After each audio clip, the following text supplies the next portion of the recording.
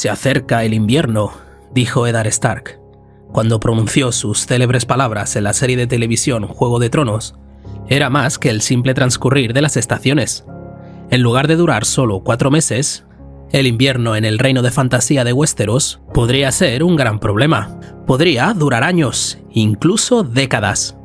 Los campos serían más difíciles de cultivar, el clima sería más frío. La llegada del invierno es el presagio de una era de penurias. Por supuesto, si bien Westeros es pura fantasía, los inviernos que duran años no se limitan a historias ficticias. Los experimentamos en la Tierra. Varios ciclos se están desarrollando en nuestro planeta, y cuando entran en conflicto, experimentamos un periodo de estabilidad. Sin embargo, no estarán en conflicto para siempre. Para nosotros, el invierno también se acerca. Pero, ¿qué son estos ciclos? Y cómo comprenderlos mejor ayuda a prepararnos para el futuro. Soy Rafael González y estás viendo Astrum, y hoy exploraremos los diferentes ciclos que afectan el clima y la temperatura de nuestro planeta. Para comenzar, probablemente deberíamos hacernos una pregunta. ¿Qué causa las estaciones que conocemos? Es posible que ya sepas la respuesta, pero servirá de punto de partida para lo que viene después. Así que vale la pena revisarla. Además, esta pregunta no es tan sencilla. Dependiendo de dónde estés en el planeta, es posible que no tengas ninguna estación. En términos generales, las estaciones se deben a la inclinación de nuestro planeta. Debido a que nuestro planeta rota en ángulo mientras orbita al Sol, un hemisferio se encarará más hacia el Sol durante parte del año, mientras que el otro no lo hará. Naturalmente, el hemisferio encarado al Sol se vuelve mucho más cálido, mientras que el otro se enfría, creando estaciones regulares, verano e invierno. Este efecto se vuelve más fuerte cuanto más alto o más bajo te encuentres del planeta. Considera la pequeña ciudad noruega de Tromsø. Debido a su mayor latitud, Tromsø no solo apunta más hacia el Sol. La inclinación de la Tierra es tal que desde su perspectiva, el Sol nunca se pone durante los meses de verano y nunca sale durante los meses de invierno. Naturalmente, esto produce bastante variación estacional. Pero este efecto disminuye cuanto más te acercas al ecuador. Allí, la inclinación de la Tierra realmente no cambia tanto, y como tal, la Tierra no nota mucha variación de temperatura. Todo es cuestión de qué tan cerca estás del Sol. Sin embargo, ¿sabías que la inclinación de la Tierra no es estática?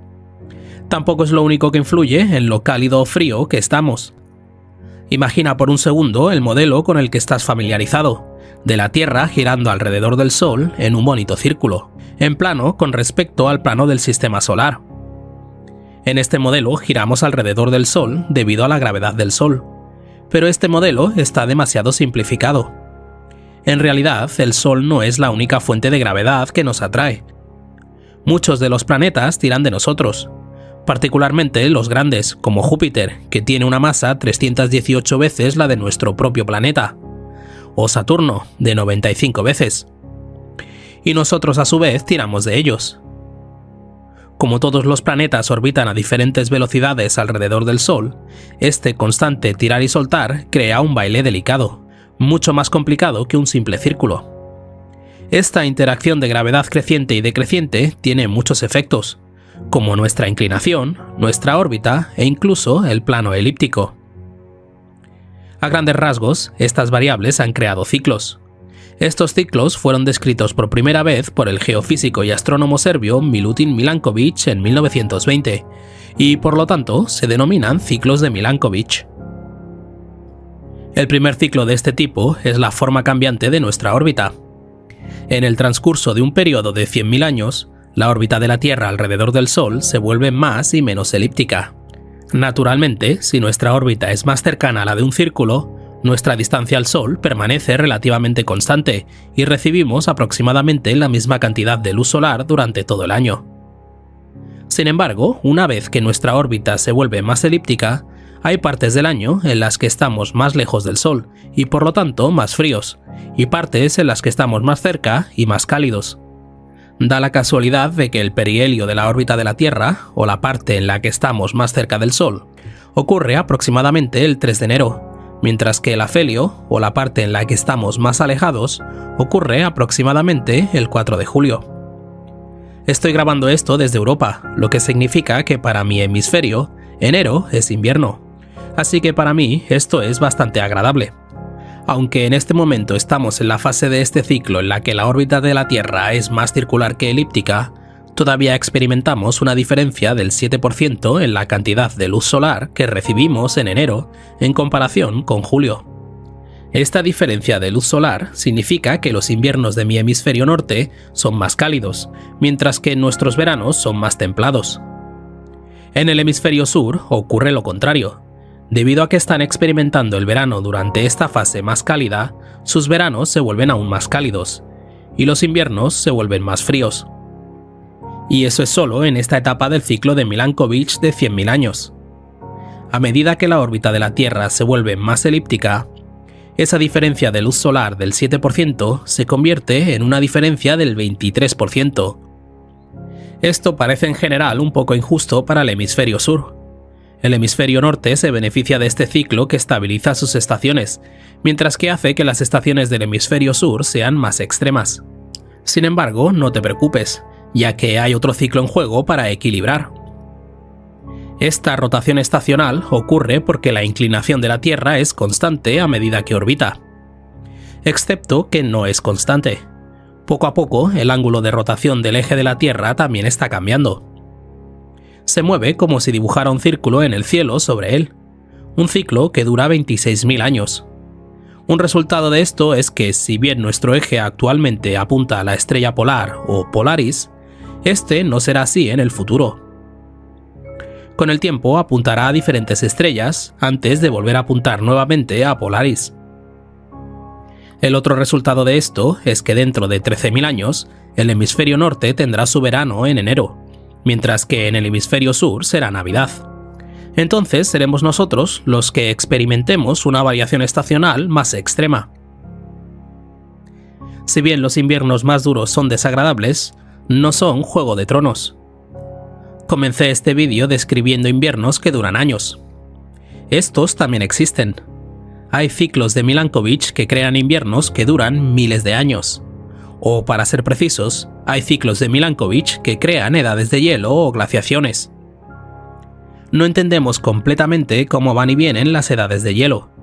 Hay varias teorías. Sin embargo, hay que tener en cuenta que algunos de los lapsos de 100.000 años de las glaciaciones se alinean extremadamente bien con los ciclos de Milankovitch de 100.000 años. Por ejemplo, hay un ciclo en el que el plano en el que la Tierra gira alrededor del Sol sube y baja en el transcurso de 100.000 años. Este cambio en su inclinación orbital no explica por qué la Tierra se estaría enfriando o calentando. Después de todo, la Tierra sigue estando a la misma distancia del Sol. Sin embargo, se alinea tan bien con los periodos en los que ocurrieron las edades de hielo durante los últimos 800.000 años que los científicos concluyen que debe haber una conexión. Quizás el polvo cósmico que se encuentra en el plano de la órbita de la Tierra bloquea parte de la luz solar cuando estamos en una inclinación, pero no se interpone cuando estamos en otra. Esto podría explicar las edades de hielo durante estos periodos de tiempo. Cualquiera que sea el caso, hay al menos otro ciclo que influye en la llegada de las glaciaciones a la Tierra, y este podría ser el más importante para nosotros hoy. Es la inclinación de la rotación de la Tierra. Ya mencioné que este eje de inclinación gira alrededor del planeta, pero también cambia el ángulo en el que lo hace. En el transcurso de 41.000 años alterna entre 22,1 grados y 24,5 grados. En este momento está en 23,4 grados y está disminuyendo. Pensarás que es bueno, cuanto menor sea el ángulo de inclinación, menos extremas serán las variaciones estacionales y más cálidos serán nuestros inviernos. Seguramente esto es bueno para evitar glaciaciones. Sorprendentemente, es todo lo contrario. Esta disminución de la inclinación nos llevaría a otra expansión de las capas de hielo y al enfriamiento del planeta, que alcanzaría su punto máximo en 9.800 años. No es la dureza del invierno lo que causa esta propagación, es la suavidad de los veranos. Y es que cuando ocurren los inviernos, la nieve se acumula en la cima de las montañas, En veranos cálidos, esta nieve se derrite. Sin embargo, si el verano es templado, la nieve no se derrite y se convierte en una característica permanente del paisaje. La nieve helada es de color blanco y reflectante, lo que significa que la luz tiende a rebotar en ella en lugar de ser absorbida. Esto significa que si la Tierra está cubierta de hielo, refleja la luz solar hacia el espacio y se enfría aún más, creando así las condiciones para que haya aún más hielo. En todos los sentidos, este es un efecto de bola de nieve. Estamos ahora mismo en un periodo interglaciar. Este es un breve momento cálido que dura unas pocas decenas de miles de años, entre una tendencia fría más habitual y constante. Si no fuera por este aumento del calor, en realidad estaríamos en una edad de hielo, aunque desde una perspectiva técnica, en realidad estamos en una edad de hielo, solo que en un intermiso. Si no fuera por este periodo interglacial cálido, la humanidad habría experimentado glaciación a lo largo de la historia de toda su existencia. Pero debido a los ciclos de Milankovitch, este breve periodo de calor algún día terminará, y entonces llegará el verdadero invierno. Por supuesto, esto es bajo el supuesto de que los ciclos de Milankovitch son los únicos factores que influyen en las temperaturas globales. Y aunque las tendencias que duran 100.000 años y los intermisos cada 41.000 son demostrables y consistentes mediante el registro fósil, la ubicación y la orientación de nuestro planeta no es lo único que importa. El CO2 y el metano en la atmósfera también crean fluctuaciones en la temperatura global. Y si no tenemos cuidado, así como el hielo puede acumularse en un efecto de bola de nieve, el hielo puede retirarse de la misma manera, pero a la inversa. Menos hielo significa menos reflejo de la luz solar, lo que hace que todo sea más cálido, lo que conduce a menos hielo. Pero si los ciclos de Milankovitch son el único factor en acción, nos espera un futuro frío. Los ciclos de Milankovitch que afectan al planeta actualmente están estabilizando el sistema, arropándonos en una zona templada relativamente uniforme. Sin embargo, llegará un momento en el que harán que las temperaturas tanto calientes como frías sean más extremas. Más nos vale tener esto en mente. Los ciclos de Milankovitch no van a ir a ninguna parte. El invierno podría tardar mucho en llegar, pero tarde o temprano, nuestro planeta se sumergirá nuevamente en el invierno.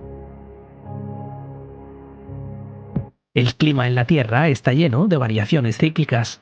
Tenemos el día y la noche, las estaciones y el vaivén de las mareas. Muchos de estos cambios se producen en periodos relativamente cortos y pueden predecirse con precisión, pero otros ciclos afectan a nuestro planeta en intervalos más largos y pueden ser difíciles de predecir. En un vídeo anterior hablé de los ciclos de Milankovitch, que influyen en las edades de hielo, interrumpidas por intervalos de calentamiento. Pero dada la escala temporal, es poco probable que nos veamos afectados por ello. Sin embargo, hay un ciclo climático que nos afectará: el Niño Oscilación del Sur, más conocido como el Niño y la Niña. Aunque el Niño y la Niña se originan en el Océano Pacífico, sus efectos se dejan sentir en casi toda la Tierra, y en algunos informes son cada vez más intensos y frecuentes. En las últimas décadas, algunas de sus consecuencias más destructivas han sido inundaciones, sequías, hambrunas y destrucción masiva de vida marina. De hecho, se calcula que el Niño de 1998 provocó la muerte del 16% de los arrecifes de coral del mundo, desencadenando un blanqueamiento cataclísmico que aún perdura. El Niño es global y sin duda nos afectará. Así que, ¿qué son el Niño y la Niña? ¿Por qué están relacionados? ¿Y cuál es su impacto global?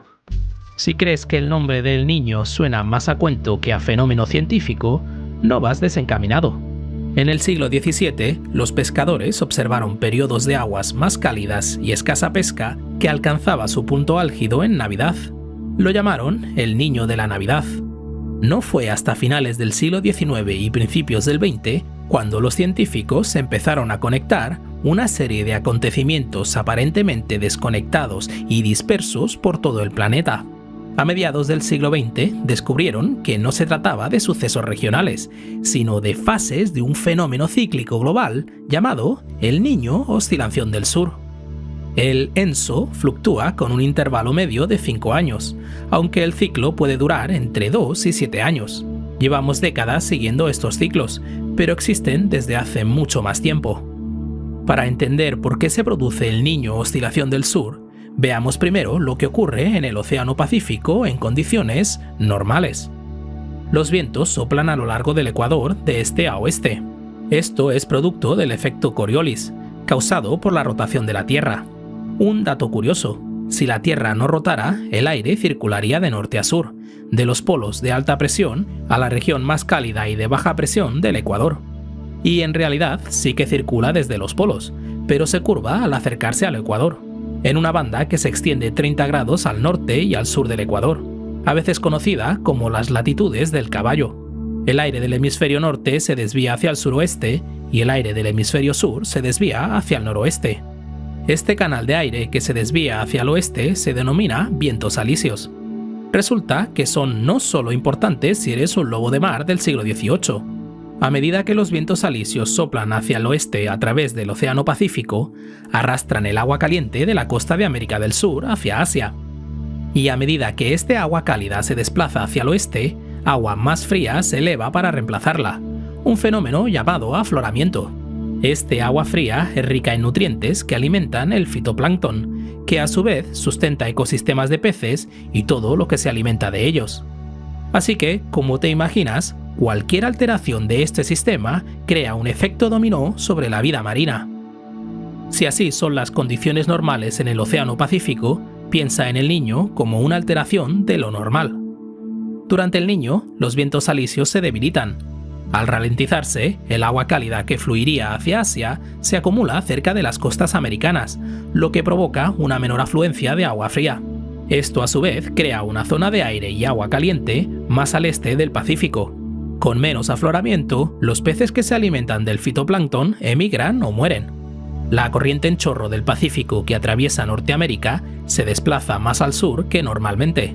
Como consecuencia, el norte de Estados Unidos y Canadá tienden a volverse más cálidos y secos, mientras que la costa del Golfo y gran parte de la costa de Sudamérica se vuelven más húmedas.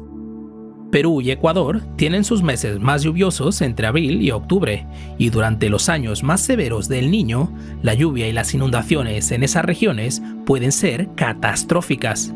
En el intenso El Niño de 1997 y 98, Perú sufrió inundaciones devastadoras que derrumbaron puentes y sepultaron barriadas enteras bajo una capa de lodo de 1 metro de espesor. En total, 250.000 de personas se vieron obligadas a abandonar sus hogares. La región de Tumbes, normalmente árida, recibió la increíble cantidad de 16 veces su precipitación media anual.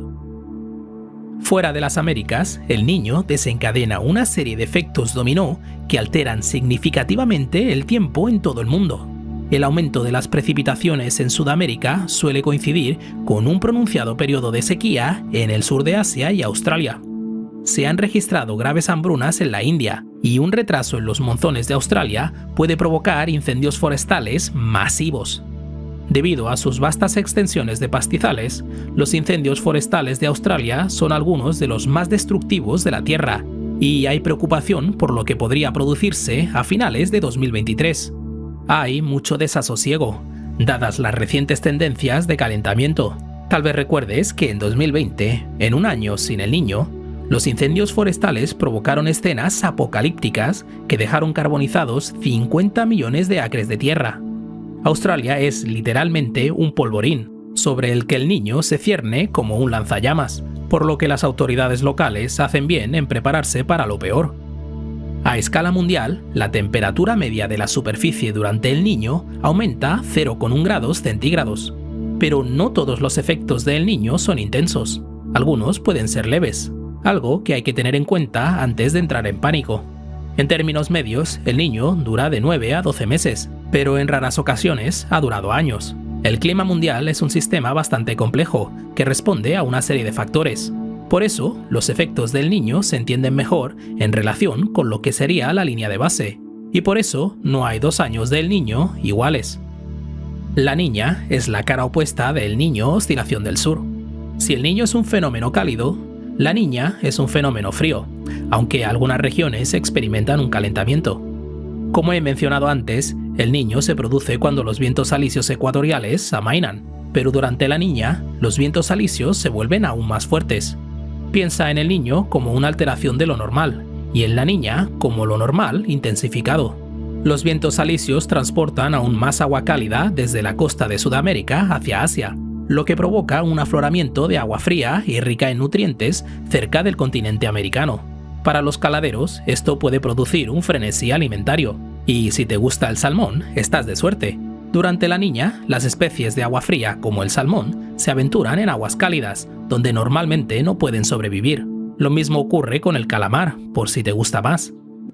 Mientras tanto, en Asia, la afluencia de agua cálida ecuatorial produce condiciones húmedas, lo contrario de la sequía experimentada durante el Niño, provocando un repunte de ciclones tropicales. En Norteamérica, la corriente en chorro se desplaza hacia el norte. Esto provoca sequía en el suroeste de Estados Unidos y lluvias en el noroeste del Pacífico. En 2022, la Niña agravó una megasequía en el suroeste de Estados Unidos, convirtiéndola en la peor de los últimos 1200 años. Basta con ver esta imagen del lago Mead, donde se encuentra la presa Hoover. Esa zona clara normalmente está cubierta de agua. Ahora, con todos estos vientos alisios y corrientes en chorro, te preguntarás cómo afecta a la Niña a la temporada de huracanes. Bueno, dependiendo de dónde vivas, las noticias son buenas o malas. El Atlántico suele experimentar una temporada de huracanes mucho más severa durante la Niña, porque el cambio en la corriente en chorro produce una mayor inestabilidad atmosférica en el Atlántico Sur. Sin embargo, en la cuenca del Pacífico se producen menos huracanes, lo que demuestra que los efectos regionales pueden ser muy diferentes. Pero no te confíes si estás en el Pacífico. El Niño tiene el efecto contrario a la Niña. Mientras tanto, en la costa del Pacífico de Sudamérica, no se verán las cálidas aguas navideñas que una vez llevaron a los pescadores a apodarlas el Niño de la Navidad. De hecho, hay una razón por la que los pescadores una vez llamaron a la Niña el Viejo. Durante la Niña, el clima en Perú y Chile se vuelve más frío y seco, produciendo a veces graves periodos de sequía. El norte de Brasil, en cambio, se vuelve más húmedo durante los meses de diciembre a febrero, y las tierras bajas de Bolivia pueden sufrir inundaciones catastróficas. En África, las condiciones en los años de la Niña son básicamente las contrarias a las que se dan durante el Niño. África Oriental tiende a experimentar condiciones más secas que la media, mientras que el sur tiende a ser más húmedo que la media. Así pues, ¿en qué punto del ciclo ENSO nos encontramos ahora? Al publicar este vídeo, la Administración Nacional Oceánica y Atmosférica ha declarado el fin de una Niña de año y medio. Su conclusión se basa en la medición de la diferencia de presión atmosférica en superficie en el Pacífico Occidental y Oriental, una métrica conocida como Índice de Oscilación Ecuatorial del Sur. La última lectura fue de 0,1 frente al 1 de hace un año, lo que significa que las condiciones han vuelto prácticamente a la normalidad. Aún es pronto para decir algo definitivo, pero ya hay indicios de que se producirá un fenómeno del Niño a finales de 2023. Actualmente, la NOAA prevé un 60% de probabilidades de un El Niño para otoño. Esto tendría importantes ramificaciones, y la India ya está advirtiendo a sus ciudadanos de posibles condiciones de sequía. Hay más razón para esperar El Niño en 2023, basadas en experiencias pasadas. Desde que empezamos a hacer el seguimiento en la década de 1950, nunca ha habido un periodo de más de 4 años sin El Niño, por lo que si no se produce en 2023, sería el primer periodo de 5 años sin El Niño. Para mí, este es un excelente ejemplo de cómo el estudio de los ciclos climáticos puede ayudarnos a mejorar nuestra supervivencia, no solo en la Tierra, sino potencialmente también en otros mundos.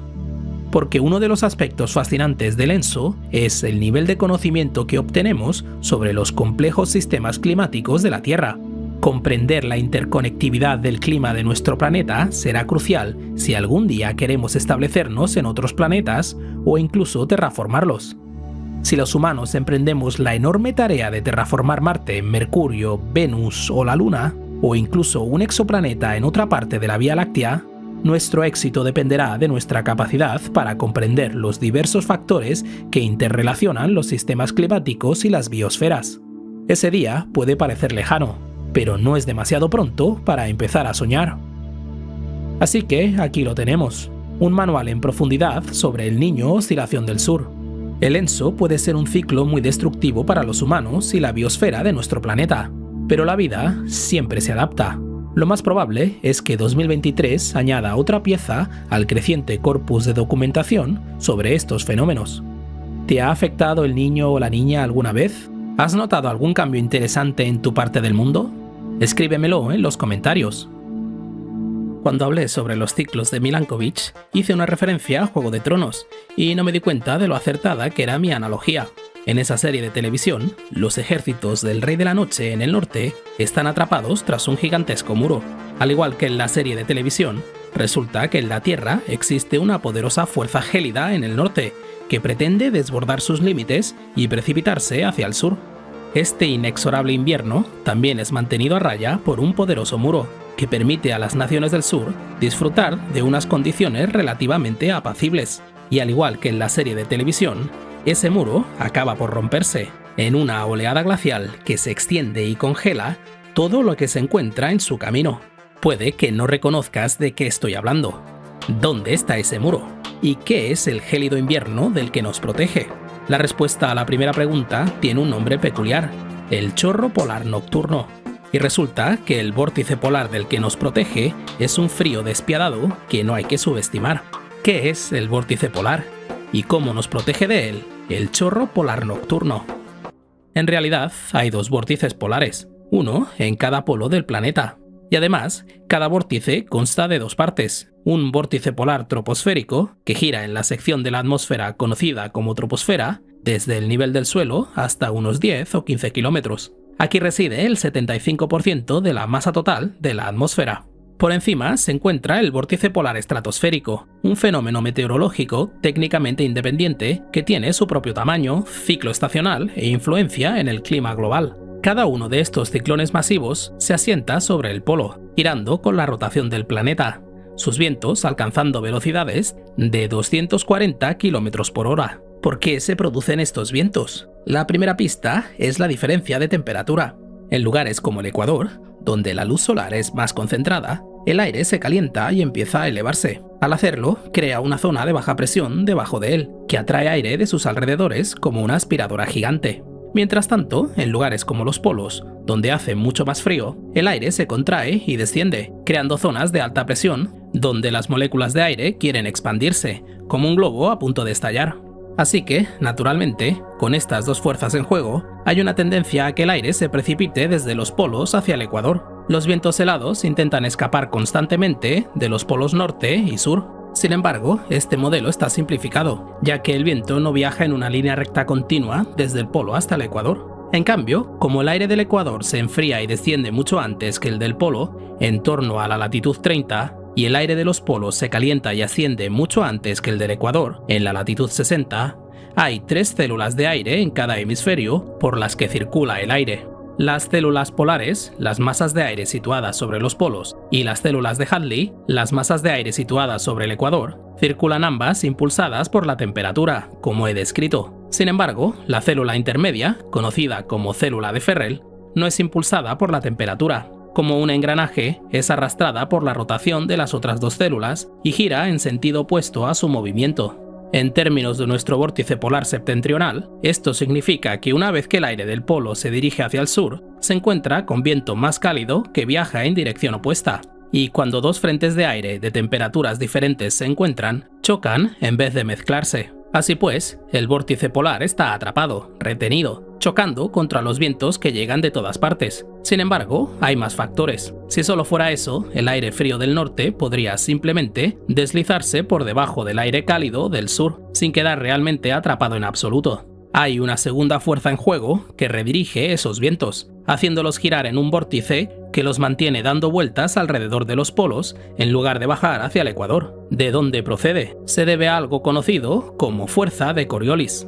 En un mundo simple y plano, el viento frío de los polos se desplazaría hacia el Ecuador, mientras que el viento cálido del Ecuador flotaría sobre él hacia los polos. Pero el mundo no es una simple hoja plana, sino una esfera giratoria. Ahora mismo estás viajando a una velocidad que oscila entre 0 km/h si estuvieras en un polo, un lugar genial para ver un vídeo de Astrum, y 1600 km/h en el Ecuador, de oeste a este. Puede que no te des cuenta de este hecho porque todo lo que está a tu lado viaja por término medio a la misma velocidad, en la misma dirección. Pero, ¿qué ocurriría si viajaras desde el ecuador hacia el polo?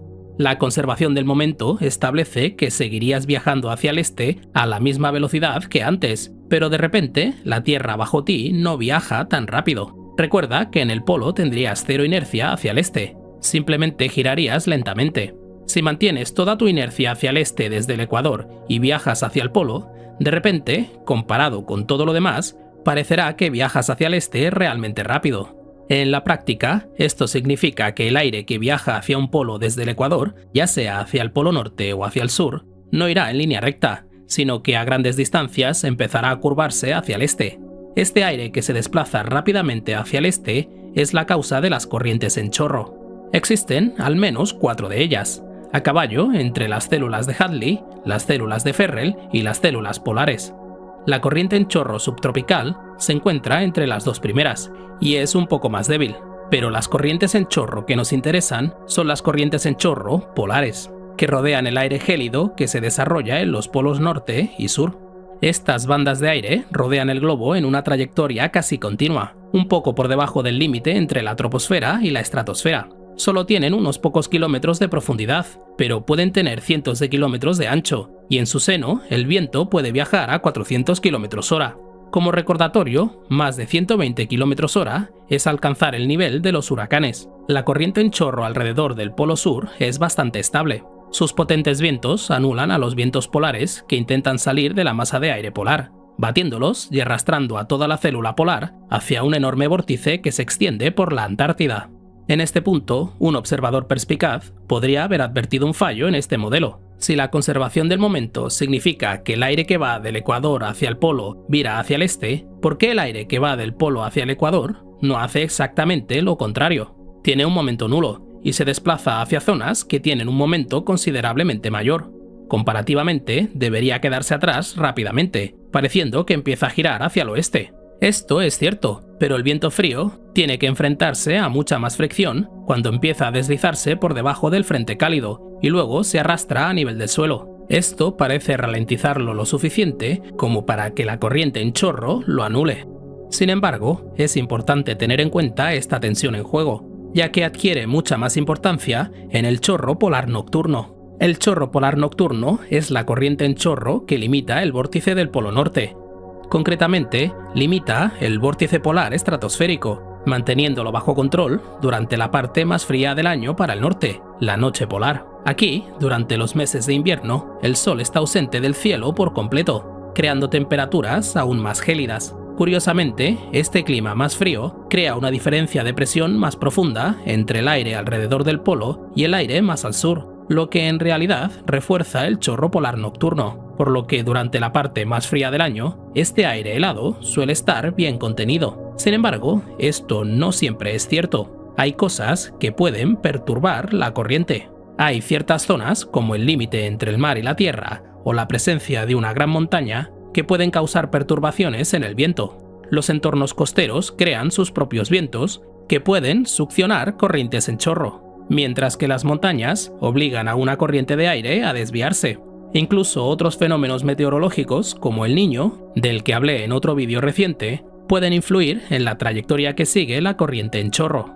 Como la corriente en chorro no está fijada, sino que es un punto de equilibrio entre una serie de fuerzas opuestas, chocar con tales obstáculos hace que se desvíe de su trayectoria, y una vez que empieza a desviarse, se balancea de un lado a otro como la cuerda de una guitarra. Se desplaza, deja de estar en equilibrio, vira en una dirección, se corrige y vira de nuevo en ondas planetarias masivas que hacen que el chorro polar nocturno serpentee alrededor de la Tierra, en lugar de viajar en línea recta. Estas oscilaciones pueden hacer que se produzca una ruptura. La primera señal de ello aparece en forma de calentamiento estratosférico súbito, más frecuente a finales del invierno. Un CES puede incluso representar un momento en el que las temperaturas aumentan en la región polar hasta 50 grados centígrados en el transcurso de solo unos días. Algo dentro del sistema de la corriente en chorro puede verse tan alterado por ello que haga que los vientos del oeste, que se mueven hacia el sur, superen a la corriente en chorro, invirtiendo parcial o totalmente su flujo. Sin contención, el viento ártico se desplaza hacia el sur y se encuentra con aire cada vez más cálido y empuja cada vez más rápido hacia el sur para intentar equilibrar el gradiente. Toda la corriente en chorro se agita y de repente pivota. Se reorienta masivamente, recorriendo el planeta de modo que regiones como Europa y América, normalmente a salvo en el lado cálido y templado del chorro polar nocturno, quedan engullidas bajo el vórtice polar. Las huestes del invierno han llegado. Para ser justos, no todos estos acontecimientos son devastadores. Con suficiente preparación, puedes simplemente ponerte más ropa de abrigo o intentar evitar salir al exterior durante el mes o así en que los vientos polares estén sobre ti. Siempre que te prepares para el frío, no es el fin del mundo. Sin embargo, a veces el resultado es grave. En el Reino Unido, en 2009-2010, la gran helada hizo que algunas partes de Escocia alcanzaran temperaturas de hasta menos 22 grados centígrados, las más bajas en casi 40 años, con trastornos generalizados en el transporte, cierres de eventos y cortes de electricidad. Lamentablemente, esto a su vez provocó la muerte de 25 personas. En Estados Unidos, la ola de frío norteamericana de enero-febrero de 2019 vio como un vórtice polar se desplazaba por gran parte del país, con resultados similares. En algunas zonas se registraron temperaturas de hasta menos 50 grados centígrados, si se tiene en cuenta el factor de enfriamiento por los vientos helados. Las tormentas de nieve arreciaron. Podías congelarte en el exterior en solo 10 minutos. Lamentablemente, otras 22 personas murieron y cientos más necesitaron tratamiento contra la congelación. El responsable fue el vórtice polar que arreció. Con el tiempo, los desequilibrios en las temperaturas globales se restablecen y el chorro vuelve a su posición anterior. Sin embargo, cabe señalar que se produce algún nivel de ruptura del chorro norte 6 veces cada década. Si vives en el hemisferio norte, es probable que veas muchos más acontecimientos de este tipo a lo largo de tu vida, aunque es de esperar que no todos tan potentes como esos dos ejemplos. En el sur, es probable que estés más seguro. Solo se han registrado 2 casos en los que la corriente en chorro polar del sur se haya desbordado del mismo modo que la del norte. Sin embargo, ha ocurrido, y los mecanismos que hay detrás no se comprenden del todo. Es difícil decir, a medida que las temperaturas globales aumentan gradualmente, qué influencia puede tener esto en las corrientes en chorro. Algunas pruebas indican que, de media, se desplazan más hacia el polo año tras año, aunque aparentemente esto no es inaudito en la historia del planeta. Hay más pruebas de que las corrientes en chorro se han fortalecido desde 2002. Si es así, deberíamos estar agradecidos. Aunque desagradable, el frío cortante del vórtice polar suele ser solo un fenómeno meteorológico pasajero. Lo vemos regresar hacia el norte al cabo de un mes. Pero si el chorro polar desapareciera, el vórtice polar vendría del norte para quedarse, y entonces sabríamos lo que es vivir en condiciones árticas.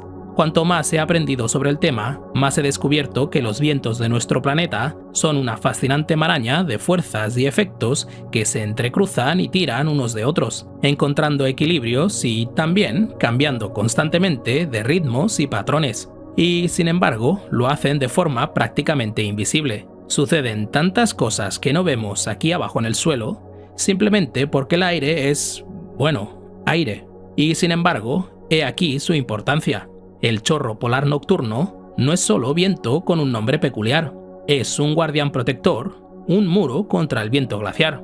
Realmente te hace pensar en la increíble majestuosidad del mundo que nos rodea, cuánto de lo que está ocurriendo para protegernos que sencillamente no vemos. Cuando piensas en el Polo Norte, no esperas que vaya a ninguna parte, y menos que se intercambie con el Polo Sur. Eso sería un problema. Nuestras brújulas magnéticas apuntarían en la dirección equivocada. Tendríamos que actualizar nuestros mapas. Los pájaros probablemente acabarían confundidos. Y sin embargo, aunque parezcan sacadas de la ciencia ficción, las inversiones geomagnéticas de este tipo son reales. Han ocurrido antes. Y el proceso que hay detrás puede ser mucho más peligroso de lo que crees.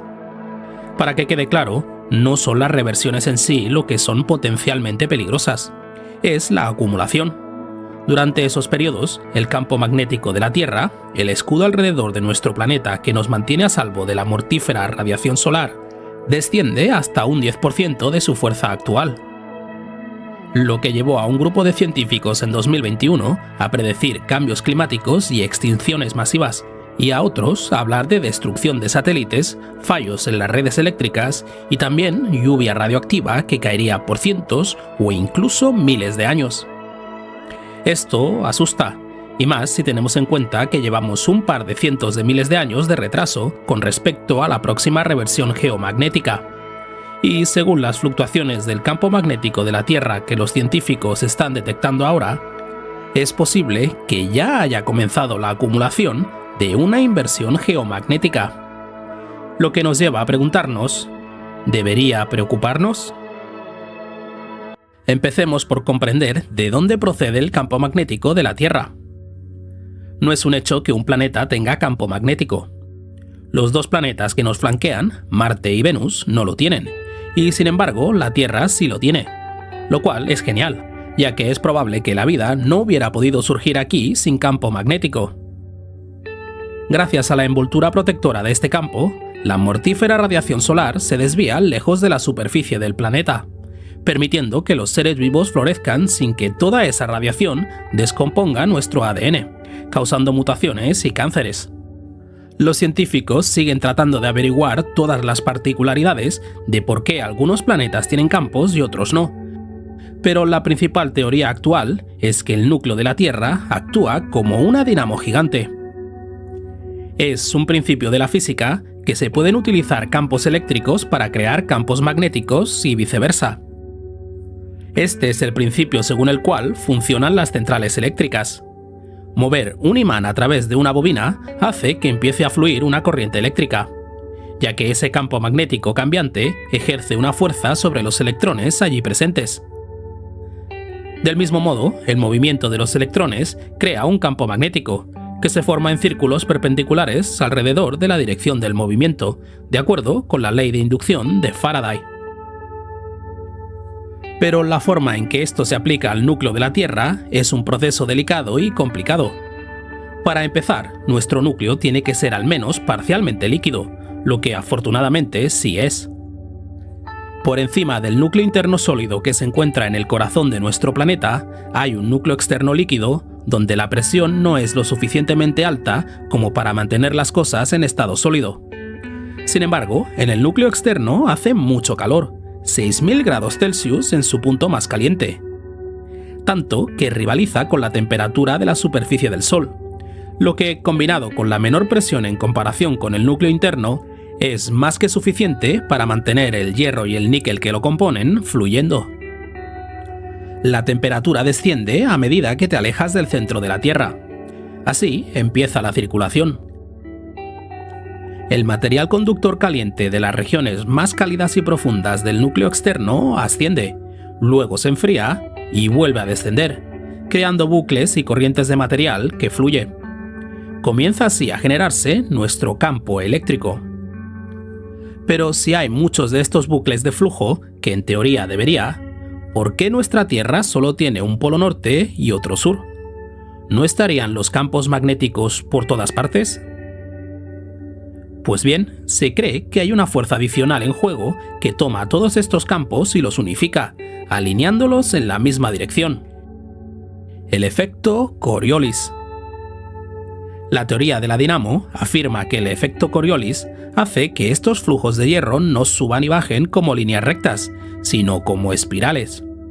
El giro de la Tierra hace que giren suavemente a su vez, creando muelles gigantes. Como cada segmento de cada muelle está creando un campo magnético en círculo a su alrededor, el resultado es que el interior de estos muelles crea un campo sólido y unificado, que se mueve en la misma dirección hacia arriba, mientras que el exterior lleva ese campo magnético en bucle de vuelta al fondo de la bobina. En resumen, crea los conocidos dipolos magnéticos norte y sur que vemos hoy en día. Sin embargo, si hay algo que debes deducir de esto, es que este proceso es precario, ya que se basa en una gran cantidad de hierro líquido que esencialmente flota, lo cual no es muy consistente. Así pues, nuestro campo magnético tiene pequeñas fluctuaciones y se tambalea todo el tiempo. Lo vemos de distintas maneras, pero una de las más importantes es que nuestro polo norte se mueve constantemente. Desde que los científicos empezaron a seguirlo en 1831, el Polo Norte se ha desplazado gradualmente unos 1.100 kilómetros, dejando su ubicación original en Canadá y subiendo hacia Siberia. Su velocidad de movimiento también está aumentando, pasando de 16 kilómetros al año a unos 55 kilómetros al año. Un gran salto. Sin embargo, podría tratarse solo de los bamboleos de una peonza. Sí, se desvía un poco, pero siempre permanece más o menos en posición vertical. Eso está muy lejos de una reversión completa. Sin embargo, los científicos están seguros de que tales inversiones han ocurrido antes. Incluso tienen un número concreto: 183 veces en los últimos 83 millones de años. ¿Cómo lo saben? La respuesta está encerrada en el hierro de la superficie de la Tierra. Cuando el magma brota del manto terrestre, puede contener pequeñas cantidades de hierro. Como éstas pueden moverse libremente en el magma fundido, tienden a orientarse en la dirección del campo magnético terrestre. Sin embargo, los científicos observaron que había capas de la historia geológica en las que el hierro apuntaba en una dirección y capas en las que apuntaba en dirección contraria. Su explicación, que el polo del planeta se había invertido. Por término medio, estos giros parecen producirse cada 450.000 años, aunque los últimos solo han tenido intervalos de 300.000 años entre ellos. Comparativamente, han pasado 750.000 años desde la última inversión. Podrías pensar que ya deberíamos haber tenido una, y muchos así lo creen. Sin embargo, los científicos han descubierto que hay poco patrón en el momento de estos cambios. Uno de los intervalos más largos entre reversiones, que tuvo lugar en el Cretácico, duró 40 millones de años. El récord, el supercrón inverso de Kiaman, tuvo lugar de hace 312 a 262 millones de años, es decir, 50 millones de años sin inversión. Los científicos aún intentan comprender qué causa estas inversiones. Sin embargo, la teoría actual es que algo, quizás alguna interacción entre el manto y el núcleo externo, provoca una fluctuación en el giro del núcleo. Esto altera las espirales del flujo del núcleo, rompiéndolas. El campo magnético de la Tierra deja de estar unificado y en general se convierte en un caos que lucha contra sí mismo. Durante este periodo de confusión magnética pueden surgir varios polos.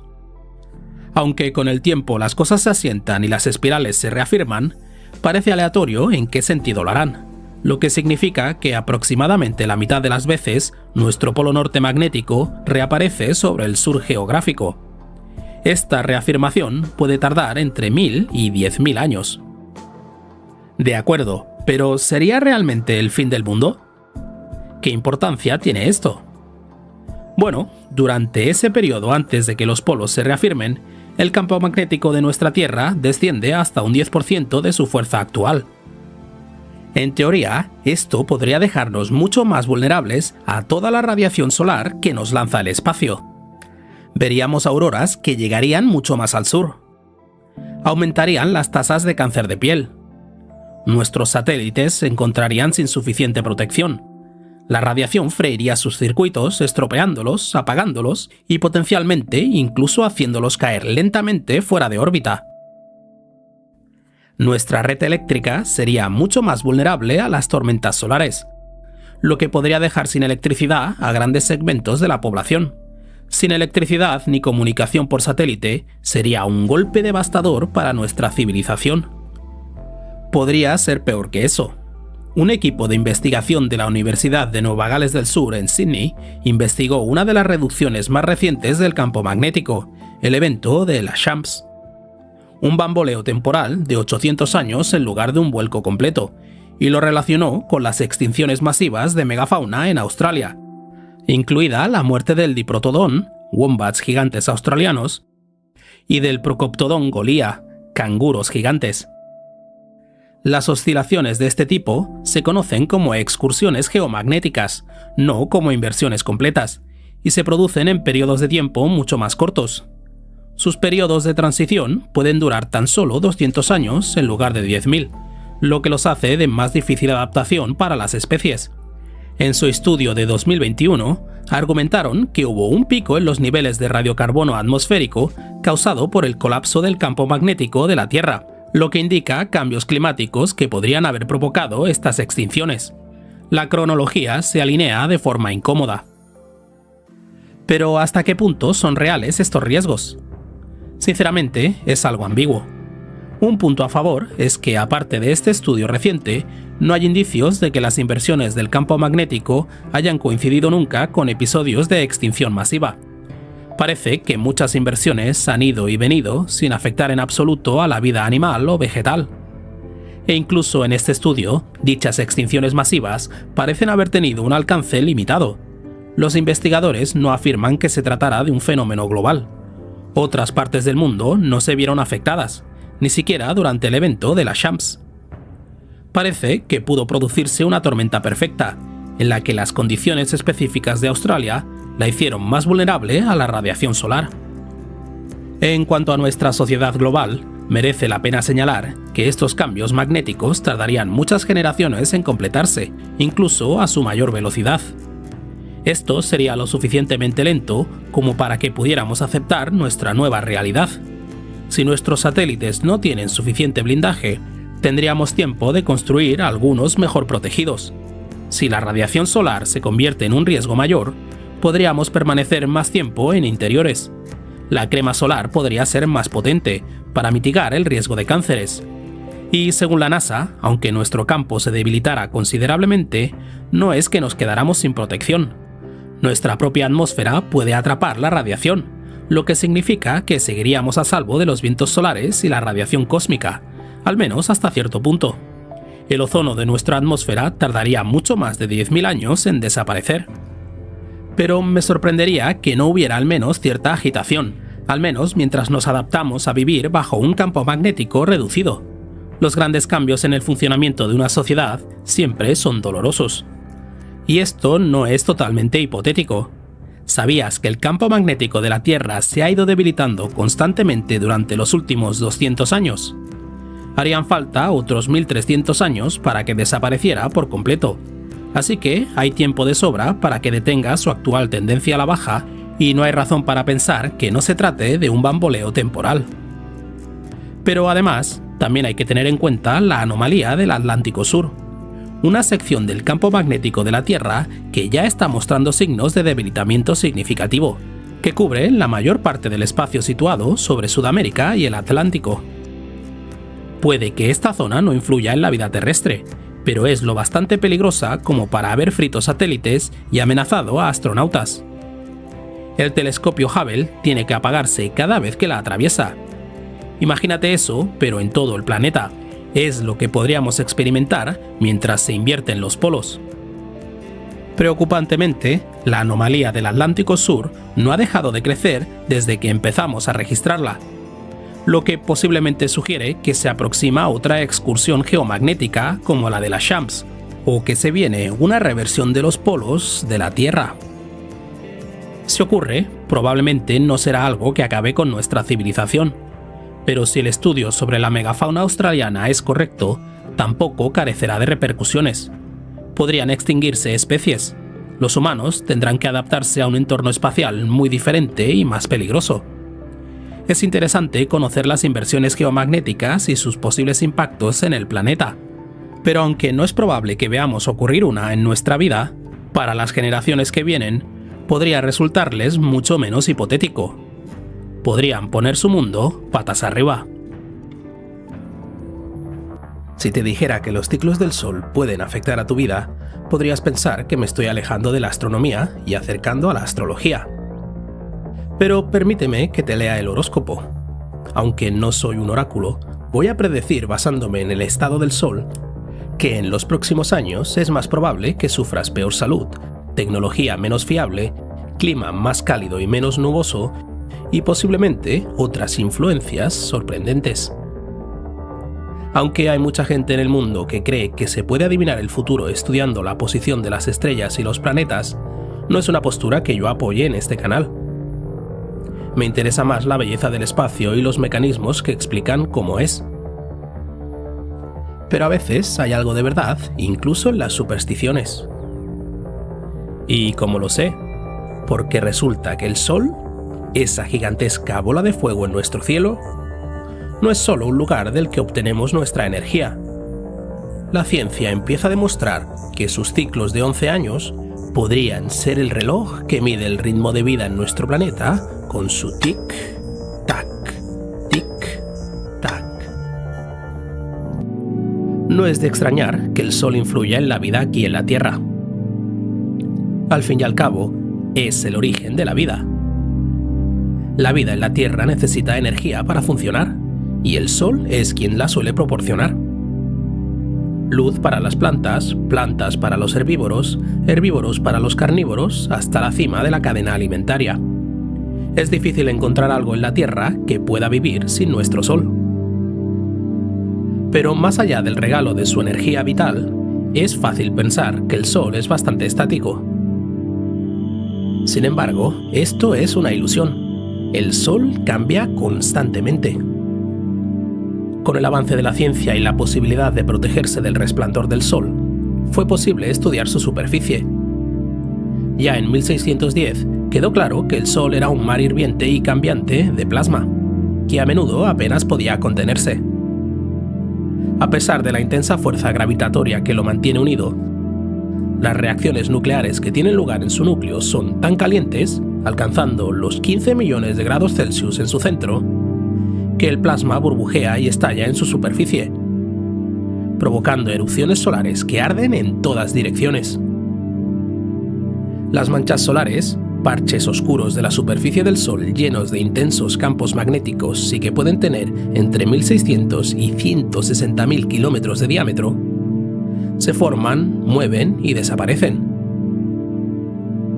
Las eyecciones de masa coronal estallan en la corona solar, la zona atmosférica situada sobre el Sol, que curiosamente es 200 veces más caliente que su superficie. Es difícil encontrar un lugar en el sistema solar tan activo como el Sol. Lo que mucha gente no sabe es que esa actividad aumenta y disminuye.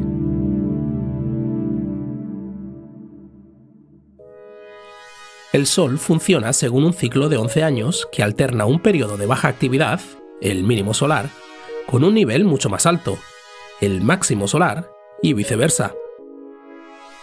Las manchas solares, las erupciones solares y las CMEs son más frecuentes durante el máximo solar. Hay 50 veces más probabilidades de una erupción solar durante el máximo solar que durante el mínimo. Y las grandes eyecciones pasan de producirse una vez cada pocos días a varias veces en un solo día. Esto se conoce como ciclo de Schwabe. Curiosamente, representa la mitad de un ciclo mayor, conocido como ciclo de Hale, que traza los cambios en la polaridad magnética del Sol. Una vez cada ciclo de Schwabe, cada 11 años, los polos norte y sur del Sol se intercambian. Cuando se produce otro ciclo de Schwabe, los polos cambian de vuelta. Tic-tac, tic-tac. Esta constante subida y bajada de los niveles de energía solar retumba a través de nuestro sistema planetario, subiendo y bajando como los latidos de un corazón. Y sorprendentemente, aunque no lo veamos, aquí en la Tierra nos movemos a su ritmo. No sabemos muy bien por qué el Sol atraviesa este ciclo. Está claramente relacionado con los procesos magnéticos que existen dentro del propio Sol.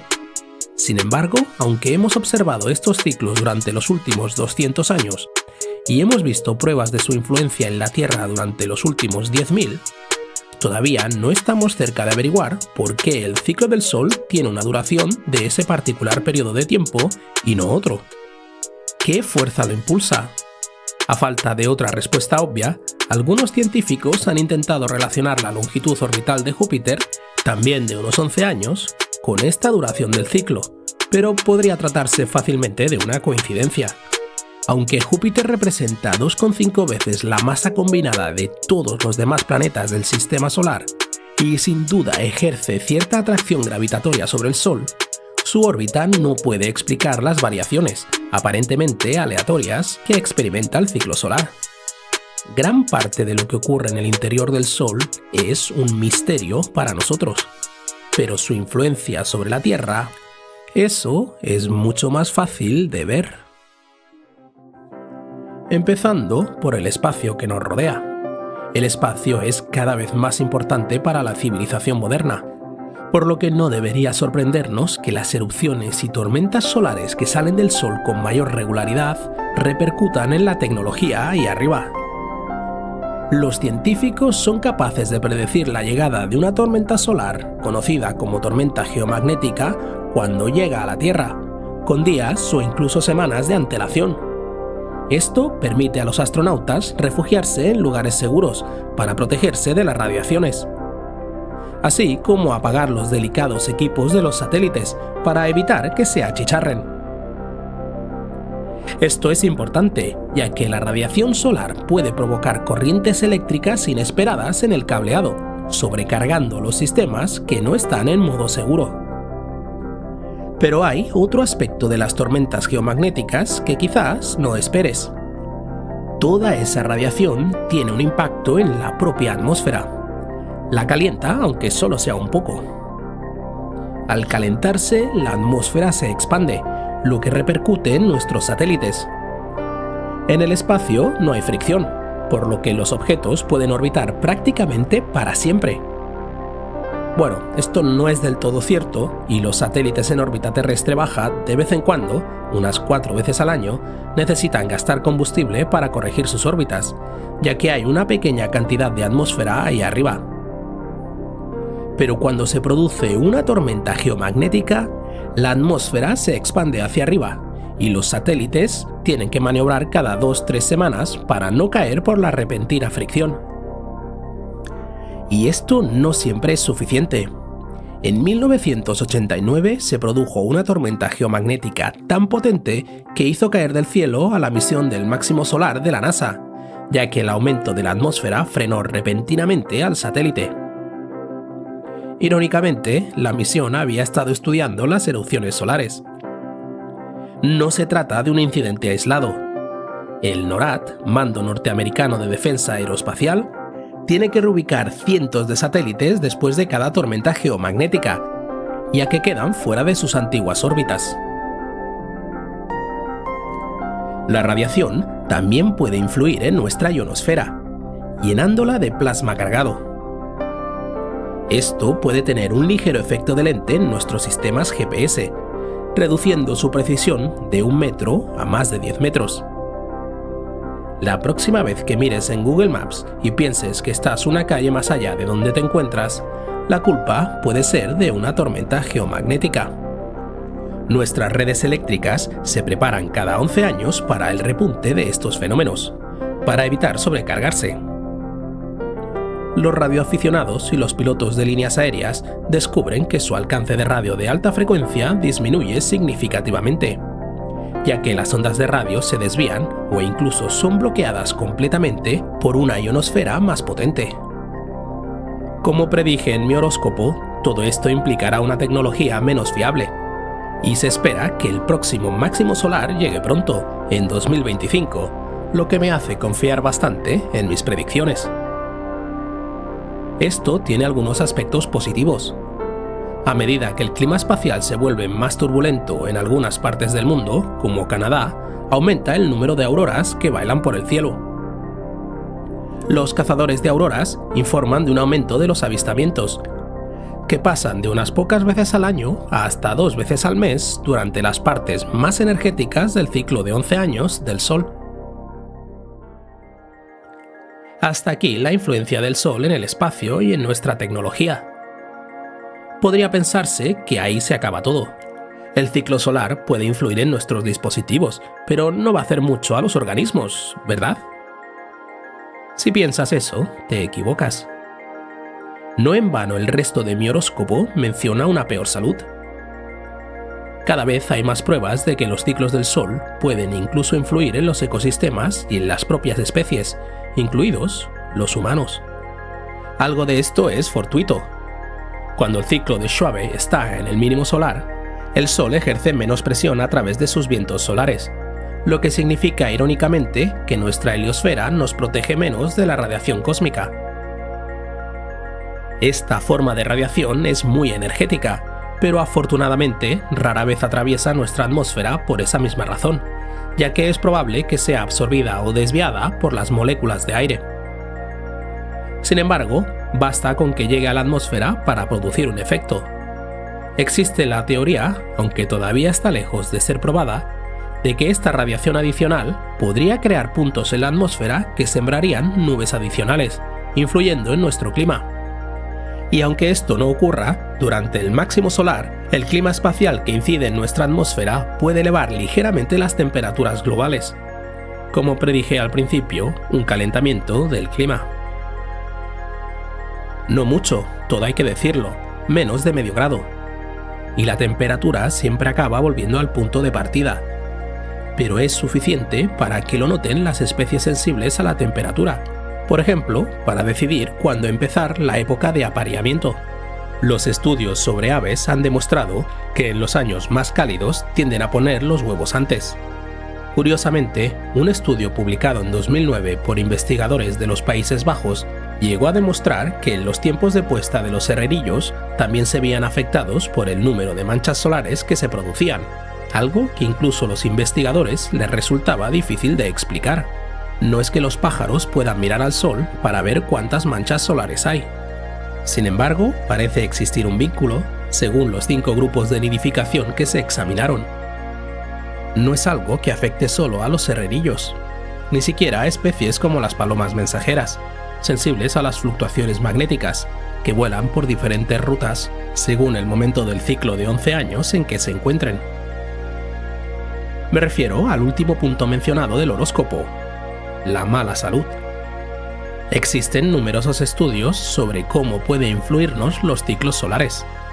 En 2011, un estudio que abarcó 2 décadas de casi un tercio de las mujeres en Holanda, descubrió un pico de 6 patologías cervicales que tuvo lugar justo después del máximo solar, cuando la radiación del sol golpeaba más fuerte. El mismo estudio también examinó a un hombre durante el mismo periodo, aunque admisiblemente es un número mucho menor de candidatos. Aún así, fue interesante observar que el hombre experimentó ligeras elevaciones de la temperatura oral, el pulso, la presión arterial y la frecuencia respiratoria, que también tuvieron lugar poco después del máximo solar. No es solo físico, incluso influye en la tasa de trastornos mentales. Un estudio realizado en 2006 analizó 237.000 clientes de la base de datos de Medicaid de Maine, recopilados entre 1995 y 2004. Descubrieron que de todos estos clientes, los nacidos durante ciclos de mayor energía experimentaban una tasa mayor de trastornos mentales. Si este es el caso, entonces el ciclo del Sol en el momento de tu nacimiento podría haber influido en todo el curso de tu vida. No se trata de horóscopos, pero la astrología podría estar dando en el clavo. Al menos con un astro en concreto. En última instancia, la ciencia sobre este tema está todavía en curso, y hay que subrayar que cualquier impacto en la salud causado por estos ciclos es extremadamente pequeño. Como dijo un investigador, se necesitaron cientos y miles de pacientes para notar siquiera que había un impacto en la salud. Los ciclos solares no deben impedirte vivir tu vida. Actualmente nos dirigimos hacia un máximo solar, cuya llegada está prevista para 2025. Pero para quienes estén preocupados, vivir o nacer en un máximo solar no es del todo malo. El mismo estudio sugiere que esta radiación también podría provocar un aumento de la creatividad y la adaptabilidad. Quizás fue durante uno de estos ciclos solares, hace 80.000 años, cuando el cerebro humano evolucionó por primera vez para alcanzar el pensamiento abstracto y la conciencia. Si es así, si nos dieron los medios para percibir el universo, tenemos mucho que agradecer a los máximos solares. No seríamos nosotros sin ellos. La Luna, el satélite natural de la Tierra, orbitando a unos 384.400 kilómetros de distancia. Un objeto celeste que los científicos han estudiado durante miles de años, utilizando sus movimientos regulares para marcar el paso del tiempo en los calendarios. Sus ritmos regulares ayudaron a las civilizaciones antiguas a saber cuándo plantar las cosechas, y sus fases creciente y menguante cimentaron el lugar de la luna en el corazón de la simbología y la tradición. Es una maravilla, una necesidad y una maldición. Aunque la belleza desolada de la luna ha cautivado la visión de los poetas, también trae desolación. Hay un ritmo lunar que no nos es útil, un ciclo de 19 años que trae inundaciones inesperadas y la ruina.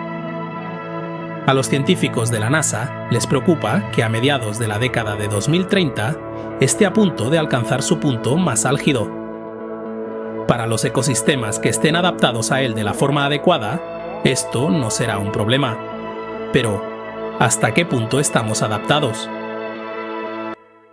Al igual que el Sol, la Luna es una parte ineludible de la vida en la Tierra.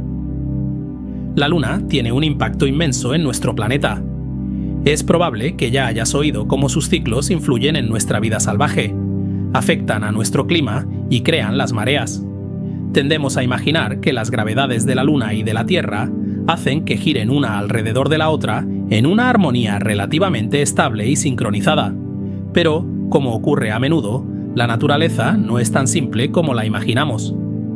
Cada 18,6 años, la órbita de la Luna experimenta una sutil revolución, un cambio en su alineación entre nosotros y nuestro Sol, que hace que las mareas altas crezcan aún más, llevándonos al borde del peligroso territorio de las inundaciones. Pero profundicemos en qué es esta revolución sutil. Su nombre es el ciclo nodal lunar o la precesión nodal lunar.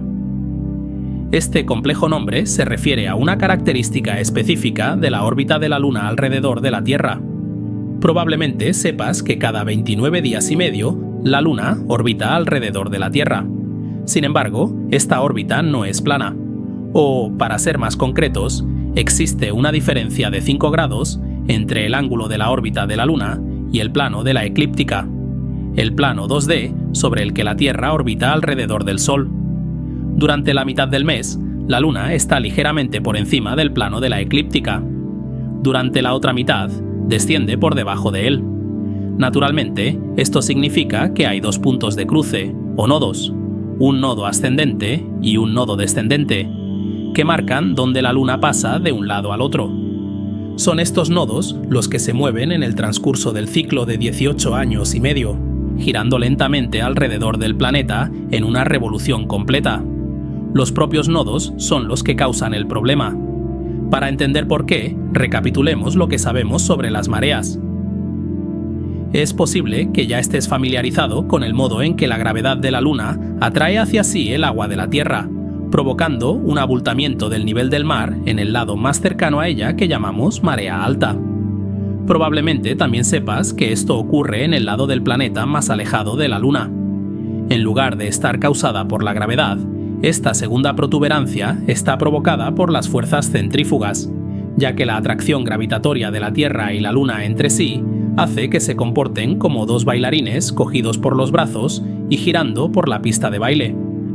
Aunque es sobre todo la Luna la que se mueve, debido a que la Tierra es mucho más masiva, la Tierra también se balancea un poco. De este modo, el agua que lleva intenta lanzarse al espacio a través de su giro estridente, provocando la segunda marea alta. El Sol también interviene en la formación de las mareas, aunque en menor medida. Es una masa mayor, lo que provocaría una atracción mayor si estuviera más cerca, pero su mayor distancia significa que el efecto del Sol es solo un tercio mayor que el de la Luna. Cuando la Luna y el Sol están alineados, obtenemos mareas extra grandes llamadas mareas vivas. Esto ocurre de 6 a 8 veces al año. Cuando no están alineados, se anulan parcialmente entre sí, provocando mareas extremas más pequeñas conocidas como mareas muertas. Consideremos ahora la influencia de los nodos lunares en este tira y afloja de las mareas. Durante las mareas vivas, la atracción del Sol y la Luna trabajando al unísono provoca las mareas más altas y el mayor riesgo de inundaciones. Sin embargo, el Sol y la Luna nunca están más alineados que en un nodo. Durante el resto de cada fase de 9,3 años, no tiran del todo en la misma dirección, por lo que las mareas son más moderadas. Y, durante un nodo, ahí es donde las cosas se ponen más serias, y el riesgo de inundaciones es mayor. La última vez que se produjo esta alineación, en septiembre de 2015, tanto el Reino Unido como Estados Unidos emitieron importantes alertas de inundaciones. En el propio mes de septiembre hubo inundaciones, aunque de poca importancia, pero solo cuando las fuertes lluvias se combinaron con la fuerza de los nodos lunares, se infligieron los verdaderos daños.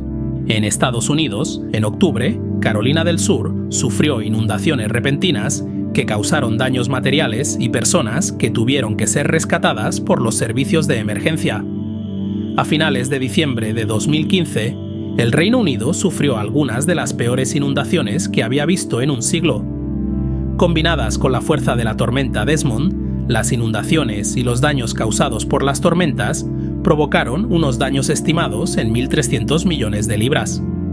Estas inundaciones pueden ser muy perjudiciales, pero eso por sí solo no explica completamente la preocupación de la NASA por la próxima alineación a mediados de la década de 2030. Hay un elemento adicional en juego, más allá del ritmo regular de aumento del riesgo de inundaciones que hemos visto a lo largo de la historia humana. Por desgracia, la próxima alineación del nodo con el Sol promete ser especialmente devastadora. El peligro es que este fenómeno se combine con un sistema ya tenso, incluso más tenso de lo que estaba en 2015. El cambio climático ha provocado un aumento constante del nivel del mar. Cuando el próximo nodo se alinee con el Sol a mediados de la década de 2030, es probable que se produzca un aumento espectacular de las inundaciones en el planeta Tierra. Preocupantemente, un nuevo estudio dirigido por el equipo científico del cambio del nivel del mar de la NASA predice que casi todas las costas continentales de Estados Unidos, Hawái y Guam experimentarán un enorme salto en el número de inundaciones cuando esto ocurra. Algunas predicciones afirman que esta alineación de nodos podría causar 4 veces más inundaciones de una década a la siguiente, lo que dañará las infraestructuras y cambiará nuestras costas en todo el mundo. Esto significa que la vida humana se verá inevitablemente afectada por estas inundaciones, lo que repercutirá en los refugios, el suministro de agua potable y electricidad, y aumentará el riesgo de brotes de enfermedades transmitidas por el agua, como la hepatitis A y el cólera.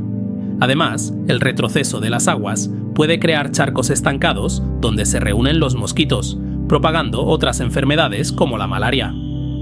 Esto tiene un efecto en cadena sobre las cuestiones económicas, ya que los fenómenos naturales hacen inasequible la vida costera debido al aumento de los costes de los seguros, lo que podría causar una reducción del valor de los activos en las comunidades afectadas. En consecuencia, este ciclo nodal lunar perjudicará la calidad de vida en las comunidades costeras, donde las infraestructuras no podrán reconstruirse o adaptarse para resistir esta fuerza de la naturaleza. No solo es malo para los humanos. Ilya Rocklin, profesor visitante de la Universidad de Rutgers, analizó que el pico del bamboleo lunar, cuando las mareas altas son más altas, puede ahogar las marismas saladas. Las marismas saladas son el hábitat de una serie de especies, como los invertebrados, y estas inundaciones pueden hacer que estas criaturas se ahoguen. Otras especies, como los peces y las aves marinas, que dependen de los invertebrados, también sufren las consecuencias. Y no son las únicas. Las marismas saladas albergan multitud de vida marina, incluido el 75% de todas las especies pesqueras. Esto significa que el bamboleo lunar afecta a las cadenas alimentarias de humanos y animales, perturbando los hábitats naturales y afectando a las poblaciones. Aunque todo esto parece bastante catastrofista, es interesante observar que no todos los ecosistemas se ven afectados negativamente por las inundaciones y las mareas altas. El ecólogo Neil Saint-Ilan, de la Universidad Macquarie, analizó que el ciclo nodal lunar influye enormemente en la expansión y contracción de la cubierta vegetal de los manglares en la mayor parte del continente australiano. El análisis demostró que los picos del ciclo nodal lunar coincidían con la cubierta del dosel de manglares. Reveló que cuando el bamboleo lunar está en su fase mínima, provoca la desecación de los ecosistemas de manglar, lo que lleva a una menor cobertura del dosel. Sin embargo, cuando la oscilación lunar está en su fase máxima, aumenta el crecimiento de los manglares. Las copas de los manglares son beneficiosas para el medio ambiente de la Tierra, ya que son ecosistemas complejos que luchan contra el cambio climático, protegen la vida salvaje y blindan las costas. También pueden absorber 4 veces más dióxido de carbono que las selvas tropicales del mismo tamaño. Su crecimiento es vital para el bienestar de nuestro planeta. Así que no todos son inconvenientes. Aún así, está claro que si no planificamos con antelación, las ciudades y entornos costeros se enfrentarán a una grave crisis. La gran pregunta es, ¿qué podemos hacer al respecto? Una respuesta es la protección. Como ya se ha dicho, la protección y restauración de los manglares puede servir de escudo contra las inundaciones, ya que pueden mitigar la vulnerabilidad de las comunidades de las costas. Más concretamente, los manglares pueden evitar daños disminuyendo la altura y la energía de las olas a su paso por los bosques de manglares. Las raíces y ramas sobre el suelo disminuyen la altura de las olas, y así éstas pierden energía, impidiendo en última instancia que las olas alcancen al lecho marino y engullan los sedimentos. Las raíces y ramas de los manglares también reducen la energía del viento, lo que puede detener la formación de olas. Según los informes, los manglares densamente poblados pueden reducir a la mitad la altura de una ola en un paso de solo 100 metros. En comparación, en un bosque abierto, donde las raíces y ramas son más escasas, harían falta 500 metros para que una ola redujera su altura a la mitad. Así pues, la conservación y reforestación de estos manglares, o de plantas con una capacidad similar, puede convertirse en un gran escudo contra las próximas inundaciones. Otra posible solución es aprender a vivir con estas condiciones de inundación, trabajando con la naturaleza en vez de contra ella. Por ejemplo, echemos un vistazo a las defensas contra las inundaciones en Holanda, donde 1/3 del país está por debajo del nivel del mar y otro tercio corre el riesgo de inundarse. Han construido infraestructuras que trabajan con el agua y gestionan la subida del nivel del mar. Lo hacen diseñando instalaciones como los polders. Los polders son porciones de tierra bajo el nivel del mar que han sido ganadas a una masa de agua. Siempre están rodeados total o parcialmente por un terraplén que impide la entrada del agua, procedente del mar o de un río. Estos polders ofrecen una red de canales de drenaje y bombas para gestionar los niveles de agua, eliminando su exceso y devolviendo el agua al mar o al río, asegurando que el agua no inunde la tierra. Los polders pueden utilizarse para proteger casas, granjas y fábricas, por lo que se utilizan ampliamente en todo el país. Los Países Bajos también construyeron presas y utilizaron dunas de arena para crear formas de mantenerse secos en sus tierras pantanosas. Esto demuestra que hay formas de observar la naturaleza y vivir junto a ella. Así pues, la mala noticia es que, tras su belleza etérea, nuestra luna esconde un poder que, si se combina adecuadamente, está llamado a abrumar los asentamientos costeros de la humanidad. Sin embargo, siempre hay algo bueno, ya que el conocimiento es un poder en sí mismo. Al comprender nuestra difícil situación, podemos buscar soluciones, tanto entre las ideas ya existentes como entre las formas de avanzar que aún están por descubrir. Si queremos resistir lo que se avecina, ya es hora de que utilicemos nuestra creatividad innata y nuestro impulso para adaptarnos y sobrevivir, para trabajar con nuestro planeta en lugar de contra él. Sigue haciendo calor. Hoy en día es difícil ver las noticias si no oír a alguien hablar del calentamiento global. Los titulares están llenos de referencias al aumento de los niveles de temperatura, los combustibles fósiles y el peligro que acecha. Y la discusión en torno al tema se ha vuelto tan acalorada como el clima. He sido cauteloso a la hora de opinar sobre este tema, simplemente por lo delicado que se ha vuelto últimamente. Llevo 3 años pensando publicar este vídeo, editándolo de vez en cuando, pero sintiendo que no era el momento adecuado para hacerlo. No quería crear más polémica. Sin embargo, ahora creo que merece la pena sumarse al debate. Al fin y al cabo, se habla mucho de la temperatura del planeta. De lo que no se suele hablar es de los patrones de cambio climático que existieron en el pasado y que contextualizan esa temperatura. ¿Acaso hace más calor que nunca? Los científicos creen que en los últimos 100 años la temperatura global ha ido en aumento. Pero, ¿cómo encaja esto en los patrones y tendencias más amplios? ¿Y cómo han averiguado todo esto? solo comprendiendo el pasado antiguo podremos contextualizar el debate actual sobre el calentamiento global y responder a la pregunta: ¿qué es lo que preocupa tanto a los científicos? Para empezar, ¿cómo sabemos cuál era la temperatura antes? Hoy en día es fácil medir la temperatura global actual. Todo lo que necesitas es un termómetro. Puedes salir a la calle y hacer una lectura. Con suficientes lecturas en distintos lugares del globo, puedes hallar una temperatura media para todo el planeta. En realidad, los científicos llevan haciendo esto desde 1850, lo que significa que nuestros registros sobre las temperaturas medias globales son bastante precisos desde esta fecha. Sin embargo, los termómetros de mercurio no se inventaron hasta el 1714.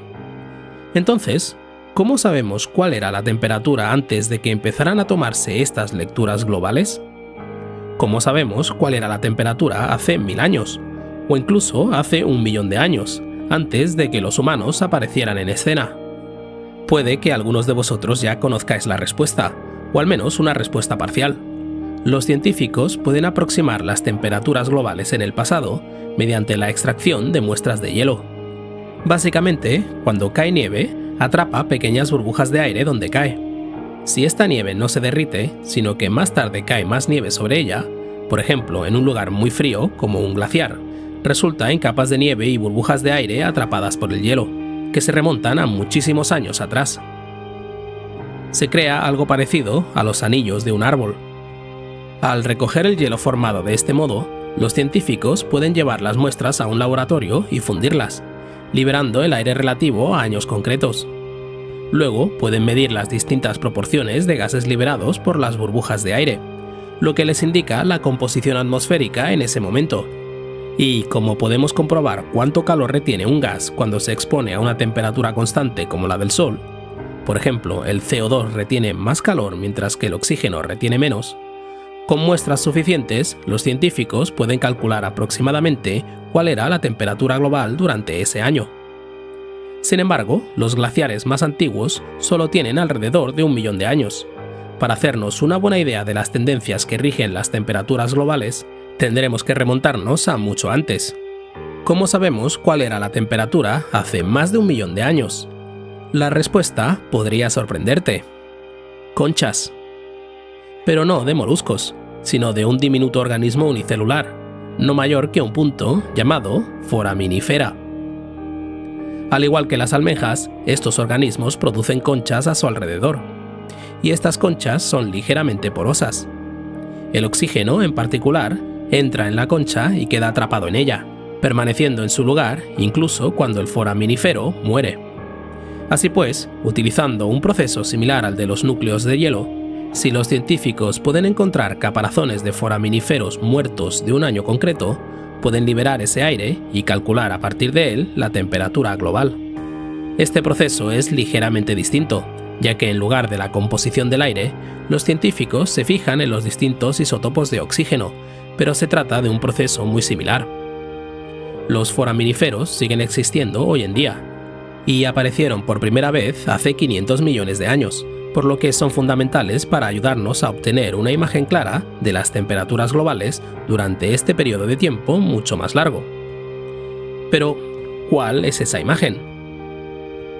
Según los datos recogidos de los foraminíferos, es algo parecido a esto. Existe un cierto grado de incertidumbre al respecto. Los hallazgos son más fiables cuanto más nos acercamos a la actualidad. Pero como puedes ver por las tendencias generales, la temperatura de la Tierra ha sufrido cambios significativos en los últimos 500 millones de años. En algunas épocas se ha enfrentado a temperaturas medias 14 grados centígrados más cálidas que las actuales, y en otras, unos -5 grados más bajas. Por lo tanto, no hace más calor que nunca. Por otra parte, eso no sorprende a nadie que supiera que la superficie de la Tierra, cuando se acababa de formar, era en su mayor parte magma. Pero es posible que no esperaras estas fluctuaciones. ¿Por qué se producen? Los científicos no están del todo seguros, ya que no parece haber mucho patrón en ellas a esta gran escala. Pero creen que algunas de estas fluctuaciones se deben a la aparición de nuevas formas de vida. Por ejemplo, la llegada de las plantas hace unos 450 millones de años podría explicar por qué bajó entonces la temperatura.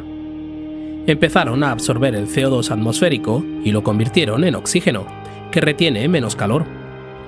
Otros cambios podrían haber sido causados por la tectónica de placas y la actividad volcánica, que liberaron más CO2 en el aire, y otros cambios podrían haber sido causados por posibles impactos de meteoritos, como el que acabó con los dinosaurios. Sin embargo, esta no es la imagen completa. Aumentando la resolución y ampliando ligeramente, empezamos a ver otra tendencia interesante. Observemos la imagen de 65 millones de años. Dentro de los grandes cambios radicales, resulta que hay muchas fluctuaciones más pequeñas. Estas se hacen más evidentes cuando volvemos a ampliar la imagen. Y otra vez. Y otra vez. Llegados a este punto, podemos ver que se está produciendo un patrón distinto, más pequeño. Aumentos rápidos de las temperaturas globales, seguidos de descensos graduales. Es difícil hacerse a la idea del alcance de la historia de la Tierra, pero cada una de estas caídas representa edades de hielo enteras. Las edades de hielo se definen técnicamente como cualquier momento de la historia de la Tierra en el que hay hielo en los casquetes polares, algo que no siempre ocurre. Así que, técnicamente, como he mencionado en un vídeo anterior, ahora mismo estamos en una edad de hielo. Sin embargo, aunque la tendencia general de la temperatura de la Tierra en este momento es hacia las edades de hielo, nos encontramos en lo que se conoce como periodo interglaciar, un lapso de muchos miles de años en el que la Tierra es temporalmente más cálida, entre edades de hielo completas. En la última era glacial completa, los casquetes polares alcanzaron el Reino Unido y partes de Estados Unidos. Pero, ¿cuál es la causa de estas caídas y subidas en nuestro gráfico? Bueno, hablo con más detalle de ello en mi vídeo sobre los ciclos de Milankovitch, que puedes ver aquí. Pero para repasarlo rápidamente, los ciclos de Milankovitch son los cambios periódicos que se producen en el clima de nuestro planeta debido a las fluctuaciones de su movimiento orbital alrededor del Sol, normalmente a lo largo de miles de años. El hielo superficial afecta a la temperatura de un planeta. Cuanto más hielo superficial tiene un planeta, más frío tiende a ser, ya que se refleja más calor en el espacio.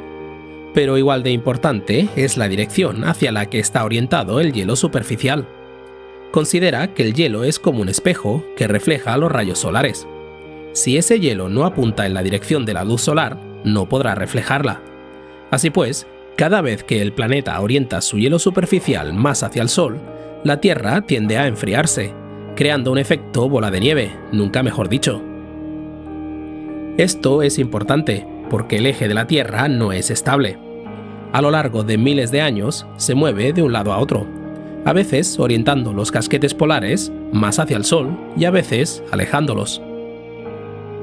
Aunque este cambio solo es de un par de grados como máximo, es suficiente para que con el tiempo repercuta en la temperatura global.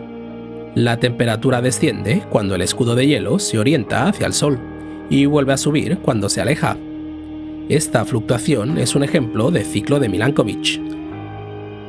Existen otros ciclos de Milankovitch, que son ciclos constantes en la órbita de la Tierra que afectan a su temperatura, actuando en escalas temporales de 23.000, 41.000, 100.000, 405.000 y 2.400.000 años. Y cuando coinciden entre sí, provocan cambios aún mayores en la temperatura global. Puedes ver que los intervalos entre las edades de hielo en este gráfico tienden a estar separados por unos 100.000 años, perfectamente en línea con uno de los ciclos de Milankovitch, concretamente el cambio en la excentricidad orbital de la Tierra. Pero todos los ciclos influyen. Entonces, ¿dónde estamos en relación con uno de estos ciclos de Milankovitch? Acerquémonos un poco más.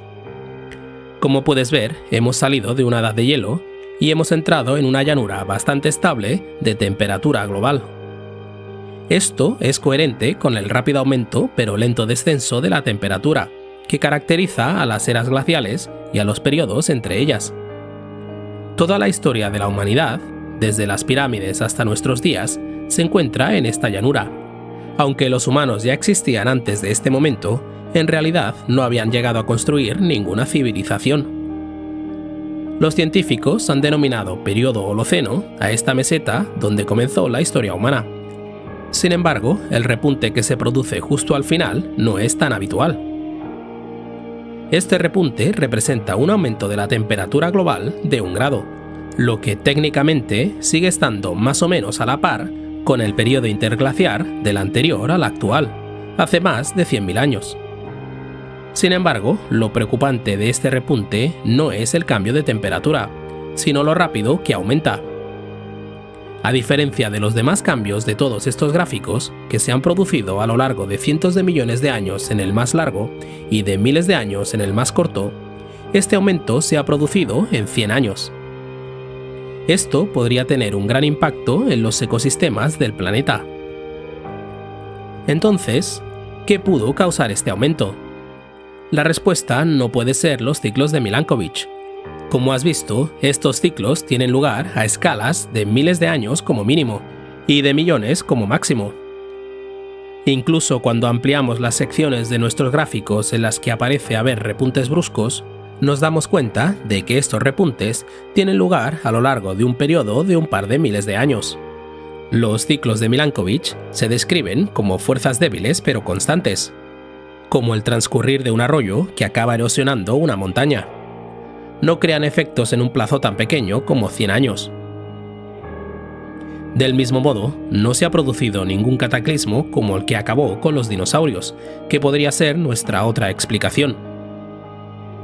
Se cree que ese meteorito medía 10 kilómetros de ancho e impactó con la fuerza de 21.000 a 921.000 millones de bombas como las de Hiroshima. Alrededor del 75% de las especies murieron en el cambio climático que se produjo tras su impacto. Si algo así hubiera golpeado la Tierra desde 1850, creo que lo habríamos notado. Sin embargo, hay un factor que sí explica este cambio en las temperaturas globales: la actividad humana. No es la primera vez que los organismos vivos influyen en la temperatura global. Recuerda que se cree que algunos de los cambios que vemos aquí se deben a la introducción de vida vegetal que absorbe CO2 y libera oxígeno. Del mismo modo, cuando la vida eran solo organismos unicelulares, hace unos 2.400 millones de años, la llegada por primera vez de las cianobacterias, que podían hacer la fotosíntesis, tuvo un enorme impacto en la atmósfera.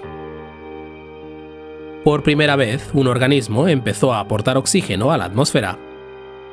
Esto ocurrió a tal velocidad que se produjo un acontecimiento conocido como la Gran Oxidación, que coincidió con un descenso significativo de la temperatura global.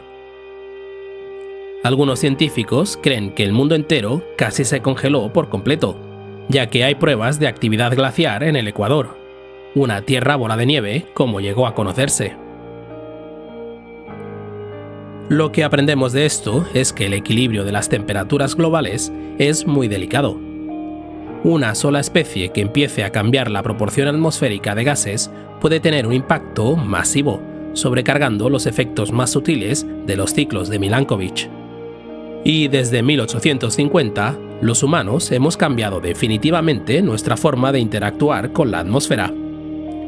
A diferencia de los aproximadamente 10.000 años anteriores de historia humana, desde 1760 y la Revolución Industrial, la actividad humana ha producido enormes cantidades de gases de efecto invernadero como producto de desecho de la industrialización y la agricultura. En las últimas 4 décadas, cada década ha sido la más calurosa registrada desde que empezamos a hacer un seguimiento de las temperaturas globales en 1850. Los niveles de CO2 se sitúan ahora en una media global de 410 partes por millón, y los de metano en 1866 partes por billón, lo que es más alto de lo que hemos visto en los últimos 800.000 años, lo que significa desde antes de unos 8 periodos glaciales e interglaciares. Y lo que es más importante, la capa global de hielo superficial ha estado retrocediendo de forma constante desde 1950, algo que los científicos no creen que haya ocurrido en los últimos 2000 años. Como recordarás, esto tiene un efecto en cadena sobre los ciclos de Milankovitch, ya que un planeta con menos hielo superficial no refleja tanto el calor del Sol, por lo que tiende a calentarse aún más. Como una locomotora sin frenos, estos cambios agarran inercia. Y, por desgracia, los cambios rápidos en la temperatura global tienden a provocar extinciones masivas. Normalmente, la vida tarda miles de años en adaptarse a las condiciones que puedes encontrar durante una glaciación, como mamuts cambiando por las condiciones actuales a elefantes. La selección natural necesita tiempo para desarrollar los rasgos que necesita una especie para prosperar en un nuevo entorno.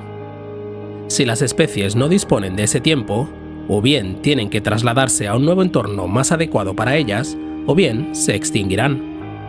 Y a medida que las zonas habitables empiecen a migrar hacia los polos, algunas zonas desaparecerán por completo, mientras que se crearán nuevos entornos desérticos y abrasadores a los que la vida en general está mal adaptada. Es importante señalar que estos acontecimientos no son imparables.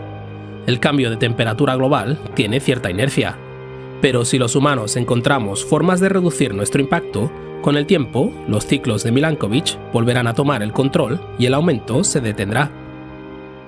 Por eso es tan importante que los gobiernos escuchen los informes de instituciones como el IPCC, un grupo internacional de científicos financiado por múltiples gobiernos encargado de averiguar las realidades del cambio climático, que en 2021 publicó su sexto informe de evaluación, en el que explicaban las bases científicas. En él afirmaban que es inequívoco que la influencia humana ha calentado la atmósfera, el océano y la Tierra. Sin embargo, también ofrecieron sugerencias, concretamente la importancia de detener o reducir rápidamente las emisiones de CO2 hasta llegar a cero, ya que el CO2 es el mayor contribuyente al cambio climático, seguido del metano. También recomendaron el desarrollo de instalaciones de extracción de dióxido de carbono en todo el mundo. Algunas de ellas ya están en funcionamiento, como el proyecto Longship en Noruega. Su objetivo es extraer el CO2 de la atmósfera y enterrarlo bajo tierra en depósitos de combustibles fósiles agotados. El IPCC afirma que acciones como esta, si se extienden lo suficiente, reducirán la temperatura global de la superficie e incluso invertirán otros procesos como la acidificación de los océanos. Personalmente, no estoy muy convencido de los proyectos actuales de captura de carbono, pero existen. Pero estos esfuerzos deben realizarse a gran escala a nivel gubernamental. En definitiva, mi objetivo con este vídeo era examinar qué significaba el calentamiento global en el contexto de la historia más amplia de la Tierra. A partir de él, podemos ver que en realidad no es exacto decir que el planeta está más cálido que nunca. Me parece una idea realmente fascinante. Sin embargo, ese hecho por sí solo no es razón para no preocuparse por el problema. El cambio climático es un proceso que suele durar milenios. Me he dado cuenta de que lo preocupante no es necesariamente el cambio en sí, sino la velocidad a la que se produce. Algunas formas de vida podrían quedarse atrás, y cómo lo afrontará la humanidad no lo sabemos, ya que no hemos existido el tiempo suficiente para tener que lidiar con los extremos del pasado. Aunque la actividad humana ha acelerado ciertos elementos, y aunque ahora podemos deshacer parte de lo que se ha hecho con nuestras acciones, algunas cosas, como el aumento del nivel del mar, estarán con nosotros hasta 1000 años. Según el último informe del IPCC, hemos superado el punto de no retorno de 1,5 grados Celsius. Y tendremos que realizar cambios rápidos y fundamentales en nuestra sociedad esta década para evitar que vaya a más. Esto será difícil. Sin embargo, no hay forma de que, como especie, seamos capaces de alcanzar este duro camino, a menos que nos pongamos de acuerdo sobre los hechos que lo sustentan. Sin ese contexto más amplio de datos consensuados, siempre será perfectamente posible llegar a una amplia gama de disensiones y a distintos caminos que deberíamos tomar. Por eso, cuando se trata de cualquier debate, el contexto es tan importante. Observando los patrones de la historia de nuestro planeta, vemos que el actual repunte de las temperaturas globales es un acontecimiento inducido que no coincide con los patrones ya existentes, y coincide perfectamente con la actividad humana. Haz lo que quieras con esa información y decide el mejor camino a seguir a la luz de ella. Pero estos son los hechos, grabados en el hielo y en los huesos de organismos muertos hace mucho tiempo. No admiten discusión. Esto ha sido Astrum Español con Rafael González. Un fuerte abrazo a los mecenas que me apoyan en mi misión de divulgar la ciencia. Gracias por tu visita y nos vemos en el futuro.